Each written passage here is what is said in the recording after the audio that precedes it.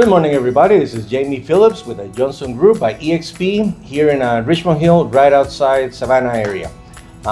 Today, again, we're talking real estate. And as you all seen on TV many times, you've seen famous actor Tom Selleck talking about reverse mortgages, right? We all seen that ad.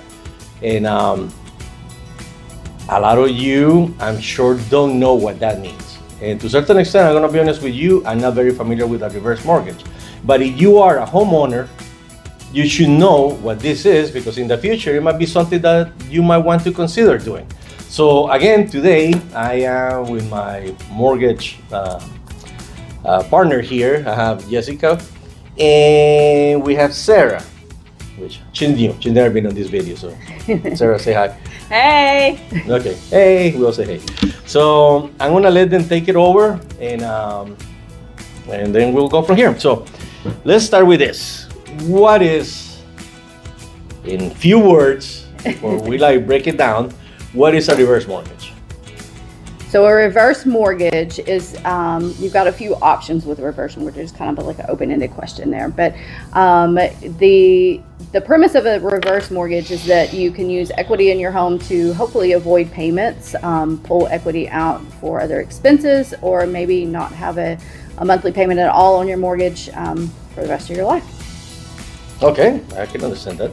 So, you ready for this? Ready. Are you ready for stardom? Yes. Okay, fair enough. How does a reverse mortgage work? Well, as Jessica said, there's kind of a couple different options when you look at a reverse mortgage. So you can either use a reverse mortgage if you're already a homeowner and you have a mortgage on your property and you're now over 62 years of age. You may be able to cancel out your existing mortgage and no longer have mortgage payments on the property at all. You also could have the option, let's say you're over 62 years of age and you own a house free and clear and you want to pull equity out of that house for some reason. You can use a reverse mortgage to pull out equity, and that way you have kind of like a large line of credit on the property, but you're not ever having to make payments back on it like you would on a regular line of credit.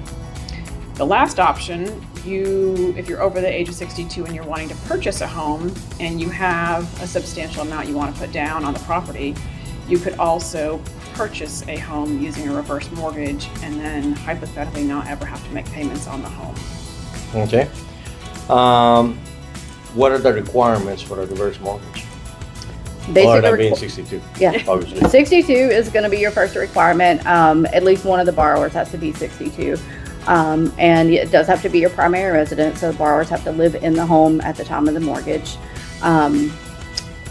Reverse mortgages are, for the most part, are FHA-backed mortgages now, so there used to be a big stigma behind them of, your house might get taken away, or your kids would lose their inheritance, things like that. That's definitely not the case anymore. It's backed by FHA, which is the same as a lot of mortgages are currently. So there are a lot of government regulations that are out there for it. One of the requirements is also that you get specific reverse counseling before you do a reverse mortgage. And it's a third-party counseling system. You have several to choose from, but you have to go have counseling from somebody outside of your lender so that they can go over all of these guidelines, rules, restrictions with you from a party that's not vested in the mortgage that's happening. Okay, and let's see if we can get a little bit more specific. How much can a person borrow on this too? What is this? Is there a set amount, or how does this work? So there's not typically a set amount. It's a little bit different as far as a typical mortgage would be. Reverse mortgages go by a grid or a system that bases it on the borrower's age is going to be a big part of it. The equity in the home, and then the actual intentions for the reverse mortgage. You do have those three options that you can kind of intermingle sometimes. So it depends, how much you're wanting to get out of the property, how much is the property worth, borrowers' ages. There's a whole system that goes into it as far as how much you can get. Honestly, I would recommend if someone's thinking about it, we can put their information into a system, like without pulling their credit or anything. We can put all the numbers into our system and it will kind of spit out some options. So usually if someone calls me and has any interest or has questions, I put everything into the system, and then I can have a more educated conversation with the client without having to pull their credit. Okay, so now my question, and I'm sure a lot of people watching this when I ask this too. So, okay, you get a reverse mortgage and you live in that house until you pass. That's the way I understand it. Who pays it? How does it get paid then at the end when that person passes away? You have options at the end. So if you have children, they could step in and decide to buy that house. Okay. If you don't have heirs who are interested in the house, then the house can actually be sold. But once you pass and you had the mortgage, there are options at the end. It's not just, it used to be that heirs were worried, when mom passes away, we had interest in the house, now we can't get the house. Right, that's the reason I was asking. And now, a lot of people ask me that too. Heirs would have the chance to step in and buy the house still. Just like any other mortgage. So you've got a loan against it. Obviously, your reverse mortgage Right. loan's going to be against it. You've got equity built into it, so it would just transfer just like any other mortgage would. That somebody else could buy the house, heirs could buy the loan out. There's lots of different options. Okay, well, that's Yeah. great information. It's good to know. Yeah. Something new. Don't sell it was actually telling the truth. All right, you guys got anything else? The only other thing I could just add in, and Jessica kind of mentioned it, but years ago, I would not have recommended a reverse mortgage to anybody that I cared about. And when I worked for a bank, if someone even a client was mentioning they wanted to get a reverse mortgage, I was like, don't do that. Not a good decision. But with the FHA backing or with the options that are out there now, it really is a safer product. Yeah, it used to have a Yeah. really bad stigma. So It I'm did. actually glad that we're doing this because seriously, I get my neighborhood, everybody's way older than me, and I get asked that quite a bit. Yeah. And I know some of them done it and they weren't too happy with it to start with because they did it like whatever I go. So You can also refinance reverse mortgages just like you would a regular mortgage. So if something was not done correctly on their first mortgage, they can refinance it now and I didn't have know that either. different options too.